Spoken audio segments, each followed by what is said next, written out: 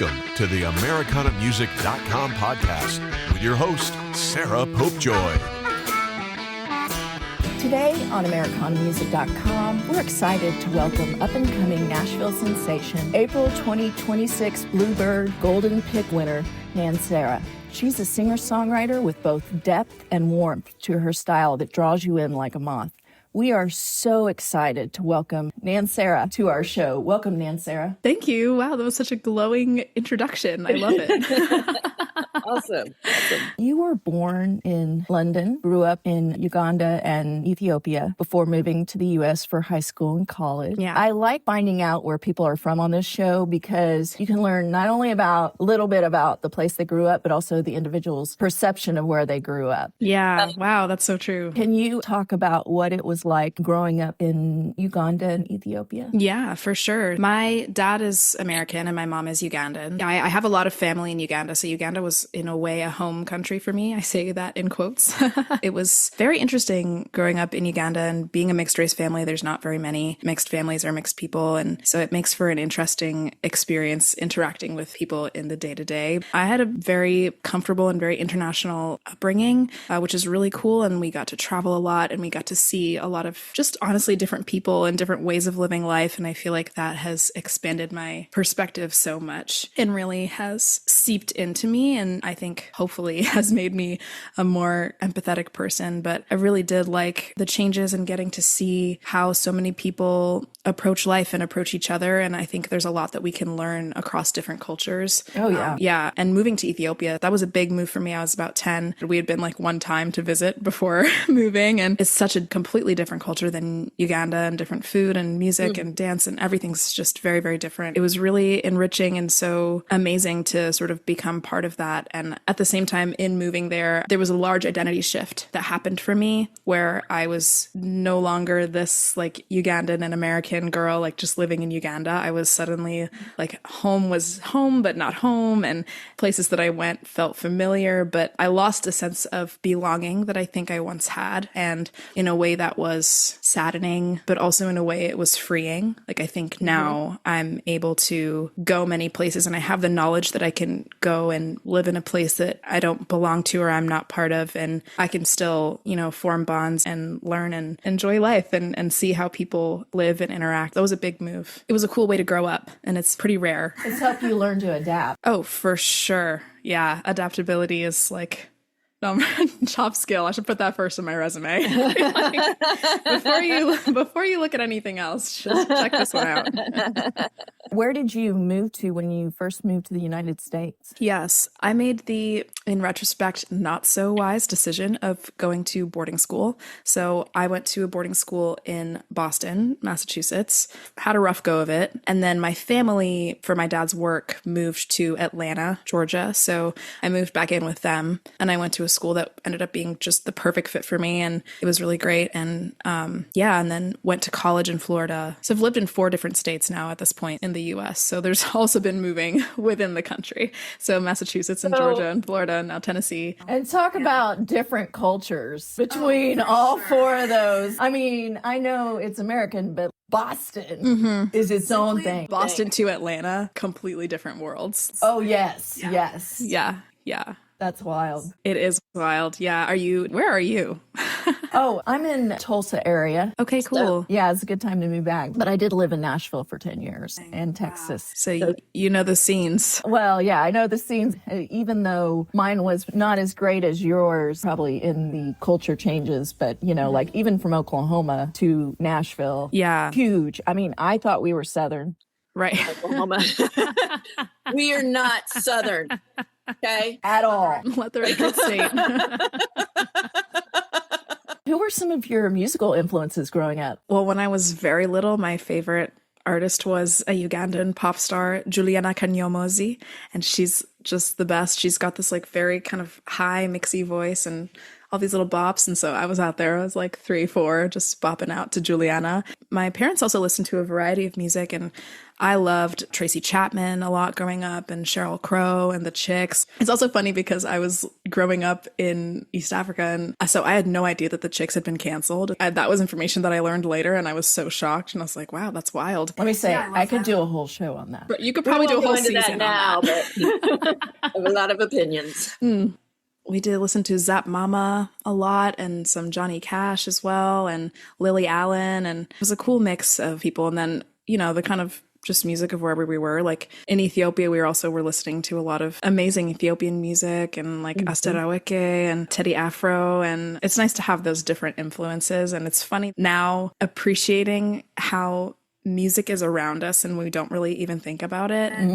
I think it's so cool when you're in a different place and you're suddenly around different music, and then you have to kind of intentionally maybe seek out music that used to just, for a lot of us, music has a specific place that we associate it with, which I think is awesome. Beautiful. Oh yeah, definitely Appalachian music. Yes. Bluegrass in Kentucky. Yeah. Oh my God, I love bluegrass. So good. So good. Oh my gosh, that reminds me of Lucinda Williams. Like anytime I'm on the road, I'm like always thinking about Lucinda Williams. Car wheels. The road trip hasn't started until you've got car wheels on a gravel road going. Oh yes, for sure.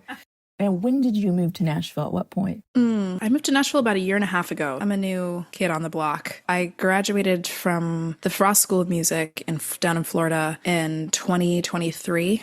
And then I moved back home, and I was like traveling a bit. I spent some time back in Uganda as well, and came back and was just kind of like, what the heck just happened to me for the past 4 years? And then a lot of my friends had moved to, you know, it's the classic like music school meccas. Like people moved to LA or Nashville or New York. That's kind of the typical move. Yeah. A lot of my friends had moved to Nashville, and I had always been interested in Nashville because the craft of song is really important here. And it's something that people listen for and value, and I think that's really special. I listen for that and value that too, so I was like, ooh, let's give it a try. So here I am giving it a try. Oh yeah, it's definitely a songwriter city for sure.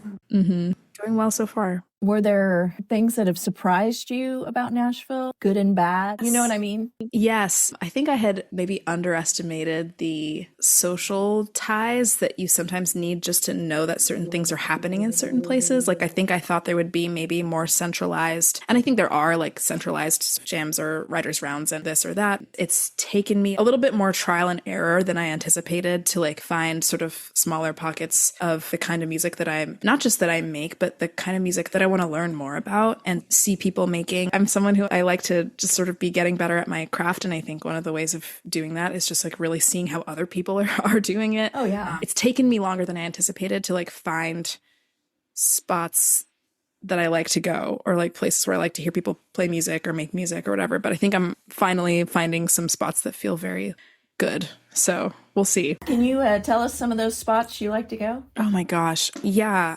Bobby's Idle Hour was recently introduced to me. It's just a small venue, but there's a lot of cool Americana stuff going down in there. And it's a small venue. It's very intimate. It's on Music Row, which just kind of feels random. It doesn't have the corporate vibe to it at all. And yeah, I saw Chloe Kimes play there recently, and I was just like, oh, this is a cool spot to be. And I really like that. And then just a couple of jams that I found with friends or just other writers that I like to hang with or talk to. So cool. Yeah, I think that's one thing too about, you know, when you go, you learn about all the cool little spots. And again, it's a social thing of like, I wouldn't have known if a friend of mine wasn't like, hey, like I saw that so-and-so's playing tonight, and like, if you want to come, I was like, oh yes, I want to come. You got to be seeking it out or knowing people who are a little more on the pulse. Yeah. And now that I think about it, all the cool little venues that I used to go to were usually through friends. Yeah, exactly. So I'm like, well, Nanseera, you don't have to be like raw dogging this. Like you really can just ask a friend. You know? Like, I don't know why I was like trying to do this whole independent and I'm going to find the place that I'm going to be most comfortable. And it's like, okay. Or you could ask your friend, like, hey, have you been to any cool jams lately? Or, hey, like, what's a spot that you like to go to? You know, it's just kind of like, Nanseera, other people already know this stuff. Like, you don't have to, like, scour, like, you know, Google or Reddit or whatever. Like, just ask the people you already know. You were the April 2026 Bluebird Golden Pick Winner, which is a very competitive competition for singer-songwriters, for those who don't know. The song you entered is called Mobile. Yes. And I want to preface talking about this song by saying that there are songs that when you hear as a listener, as a songwriter, that have a profound impact on you and change the way you think. And songs like, I remember when I first heard Stones in the Road by Mary Chapin Carpenter or Younger Now by Bob Dylan, Mobile just really hit me. Can you set up a little bit about what the song Mobile is about? Yeah, definitely. Well, first of all, I'm also just very glad that it really moved you. That's what I hope for this song, always. I am mixed race. My mom is Black. She's Ugandan. My dad is white. He's from Maryland.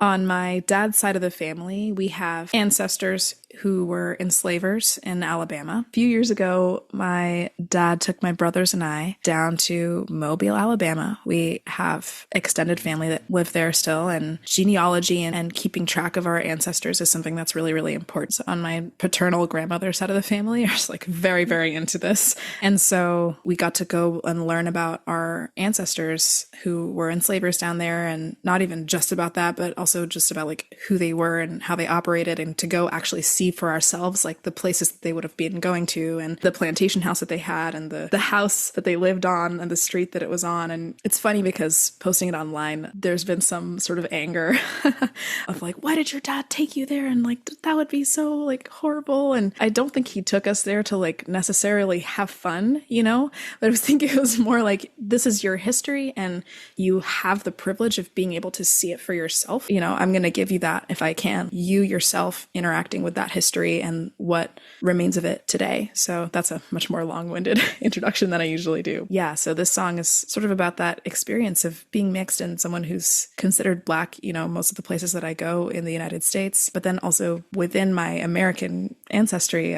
my ancestors were never enslaved and were rather the enslavers. And so it's a very interesting experience to be walking through the world, being seen as Black, being impacted by a very violent history that my ancestors were part of upholding and continuing, then, you know, sort of having to be on the negatively receiving end of that legacy. I think it was good that he showed you, because there's something about history, and when it's your history, even more so, about going to the place where that history happened, because it just makes it tactile and it makes it real. It's not just, oh, I heard this story of whatever. It's like, oh, this happened. This is where it happened.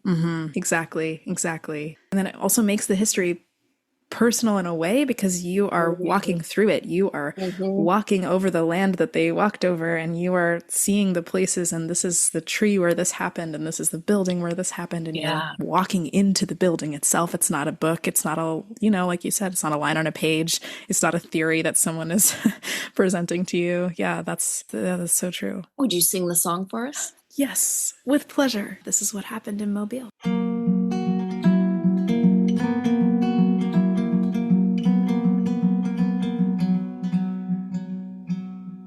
Hop in the car, we're on an adventure, driving all the way to Mobile. This is your cousin and this is your hometown from many generations ago.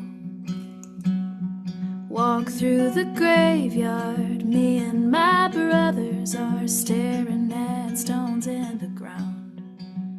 That's great-grandma Sarah, slave owner from Selma. Can you feel her rolling around? I wrote in my diary, I'll get my matches and gasoline. Oh, I wrote in my diary, I'll burn it all till it's smithereens. They'll ask me, why did you burn down Mobile? Can't you see there's something beautiful here? Why did you burn down Mobile? And get off your high horse, you're not the victim here.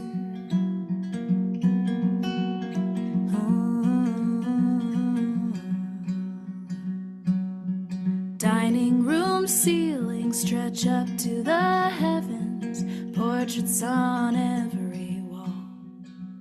That's great-grandma Sarah, slave owner from Selma. She holds her guitar just like you.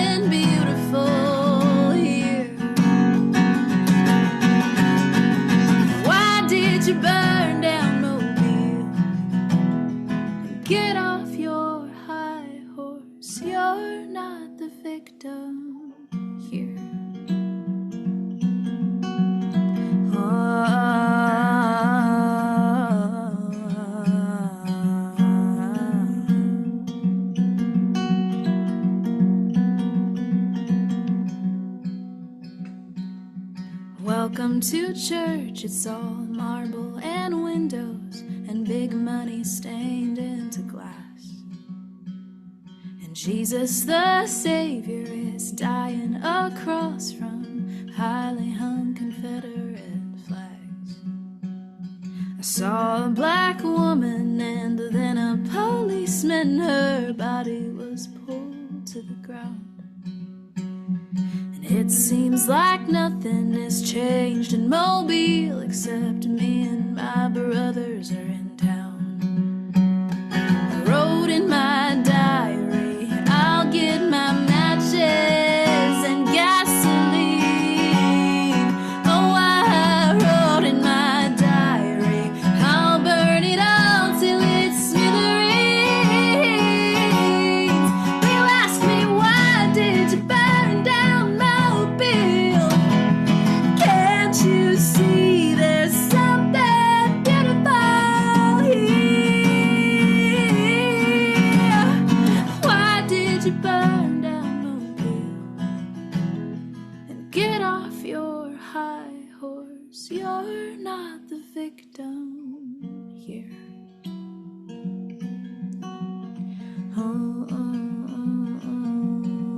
Oh, not here.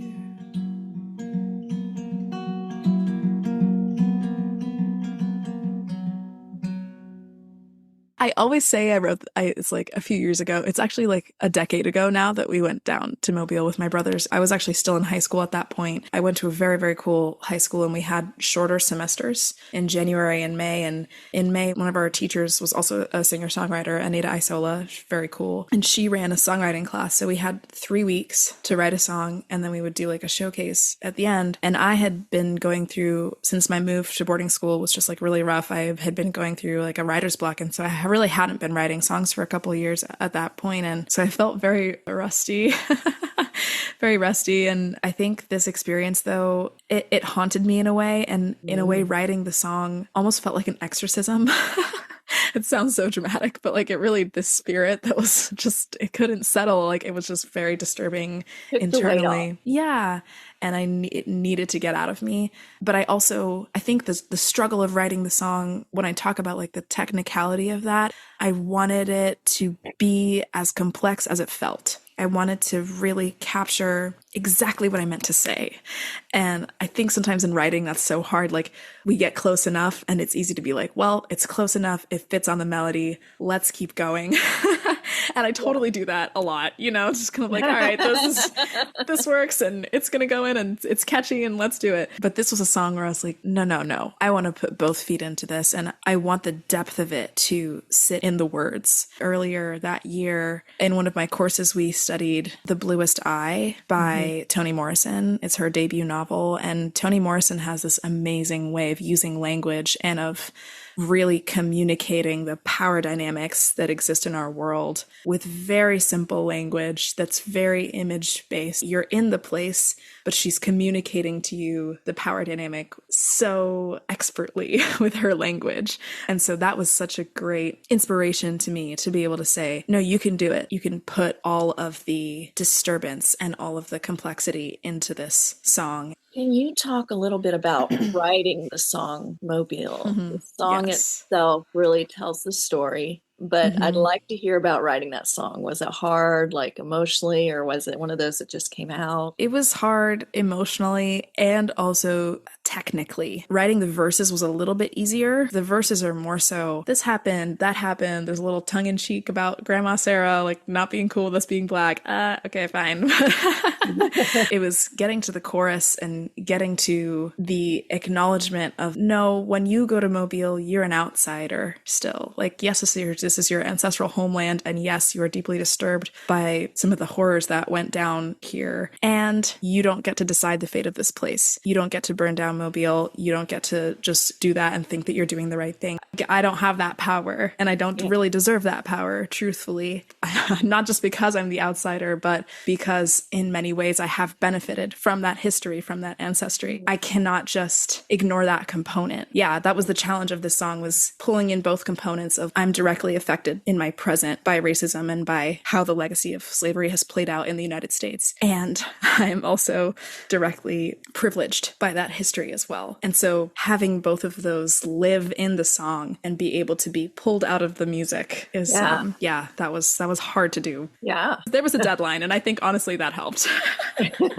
It always does for songwriters. Always. I love the melody too. Thank you. Yeah. That actually came first because we got back from the trip. I was trying to write this song. I couldn't do it at that moment. I don't know if it just was too heavy then or if I just didn't have that time limit that I knew it would have to be done. But there's a bit of a rub there with the 3 and the 4. And I thought that felt haunting in the way that I felt haunted. I want to also talk about a couple more of your songs. Yes, let's do it. The song Dance Like You. It's a fun song that was actually written in response to the Supreme Court's overturning of Roe versus Wade. Can you talk a little bit about that song? Oh, I would love to. I love that song. Roe v. Wade was overturned. Shortly after that, I went to get a coffee with a friend of mine, and she, at the time in med school and being part of some research around women's health and getting women access to healthcare. So it was shortly after Roe v. Wade was overturned. So it's just this major legislation, just like landslide regression.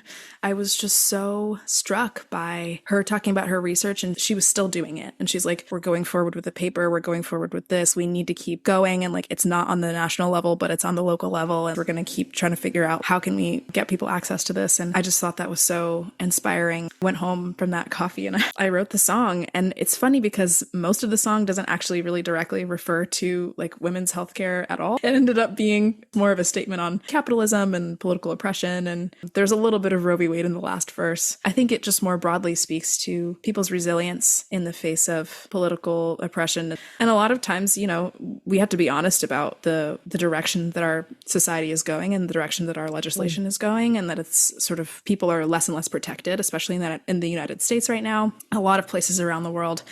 Joyful resistance is something that resonates with me. I hope that it gives people a sense of like grounded hope. It's a very powerful thing to move forward, knowing that so many forces are moving against you or against your neighbor, choosing to say, hey, I'm going to keep showing up. I feel like for so long, my generation, there wasn't a lot of fighting we had to do for our rights.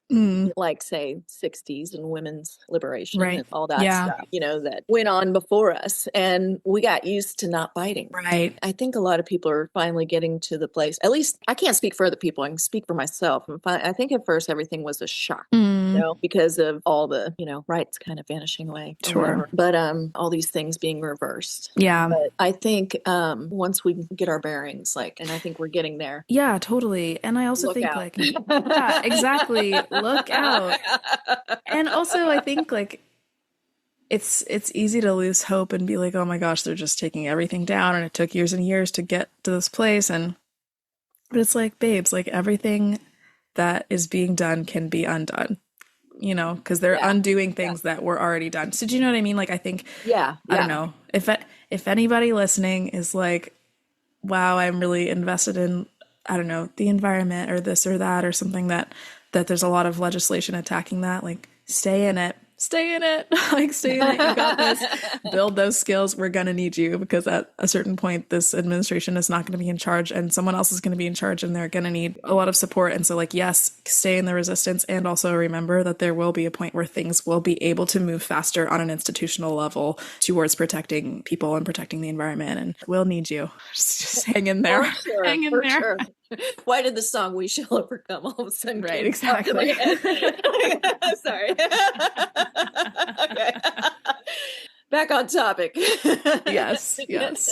Nanseera, can you talk about the song "End of December"? You have a beautiful way of singing about hard things. The End of December is a song that I wrote for a friend of mine who had been in an emotionally abusive relationship that was super, super taxing on them. That relationship was falling apart in a time where myself and this friend were not in the same place. Like, they were like across the country, and we would be talking and, you know, just trying to support them when whenever there would be sort of a silence, if neither of us really knew what to say, we always had our tea mug and we would just put our teacup on top of our head and we would just sort of be there on our FaceTime or on our Zoom call just with our teacup on our head. And shortly after that, the relationship did end. Thankfully, there's the pain of realizing the pain you've been in and grieving the relationship, even though it was so taxing. And I was sort of writing this song really for them and just sort of thinking about how heavy that had been for them. And then also thinking about how we are so powerful because all of these ways that sometimes you can get manipulated, especially in a situation of abuse, you get manipulated and there are points where you start to believe narratives that are not true. And it's a very strange thing where your brain begins to almost assist in the abuse. And so that's kind of where that line about, and I want to smash a teacup over my crown and watch the blood roll down. Isn't that what love's about? So kind of thinking about the ways that you've learned through this relationship that love is pain or that love is supposed to hurt you. The very last lyric of the song is, I know I won't scream at you, because there's this desire to let out all this rage. It never actually happens in the song. Because a lot of times in life, it doesn't always happen. We want to be the big person and, do the telling off and you did this to me and all of that stuff. But a lot of us are frankly just so conditioned to not speak to other people that way or not express that pain that we're in. And so the last chorus is sort of a release of many things, of understanding that you may never have that moment, but also just holding that fact that it happened, that you were affected, that you were hurt, and looking at that and saying, yes, this happened, and I'm choosing to just let it be. It may not be a moment of triumph in the way that I imagined, but it's a moment of triumph internally of that decision to just be kinder to that version of you and to accept a kinder version of love. Nanseera, thank you so much for joining us today. Oh, thank you for having me. You're an incredible singer-songwriter, and I look forward to hearing so much more of your work as the years pass, too. Thank you. I look forward to sharing it with you, and it's just been really lovely to talk about songs with you and life and how life shapes our songs and our perspectives. So I really appreciate you having me on. It means a lot. I hope you know. Oh, thank you. Thank you so much for listening to AmericanaMusic.com podcast. Be sure to go to AmericanaMusic.com and find playlists of the Americana artists we've interviewed here. Also, be sure to follow us on your favorite podcast platform.